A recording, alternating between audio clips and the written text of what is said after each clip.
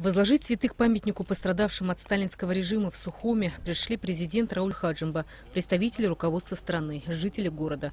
1937-1940-е годы навсегда вошли в историю Абхазии как трагические. Почти все представители интеллигенции республики были расстреляны в ходе репрессий. Были убиты также зажиточные крестьяне. Многие из пришедших в этот день к памятнику – родственники жертв. По рассказам своих родителей они много знают о тех трагических событиях.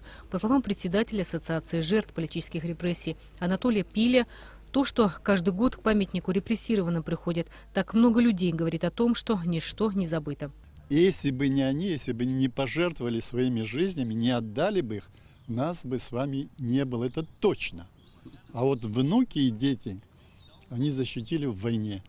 Это уже была одна вот эта стадия уничтожения абхазцев вот таким путем. В Абхазии более 7 тысяч человек стали жертвами политических репрессий 30-40-х годов 20 века. В списках репрессированных представители разных национальностей, профессий. Большая часть из них – молодые люди в возрасте от 20 до 35 лет.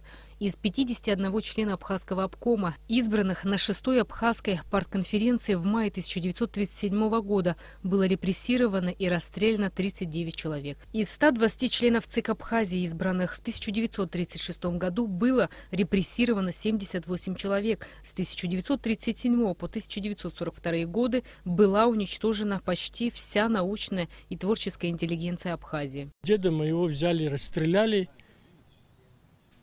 И в Ачимчирском районе, где-то в известковой яме закопали. Отца посадили.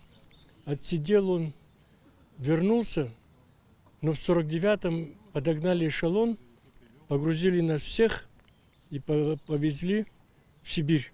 Я провел свое детство в Заполярном круге.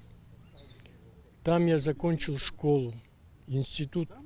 А теперь я нахожусь у своей родины тут. В октябре 2011 года, спустя 50 лет после реабилитации многих жертв сталинских репрессий, в Абхазии был установлен памятник репрессированным. Его автор Зураб Тужба.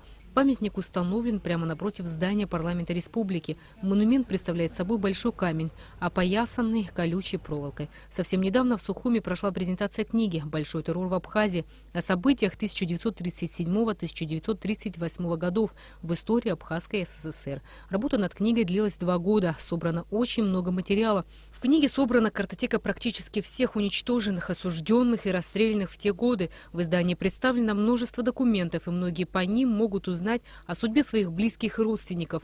Книга состоит из 3 томов. Первый – это фактические материалы грузинских архивов. Второй – факты из наших архивов. А 3-й том – именной указатель. Это фамилия репрессированных, а это более 3000 человек.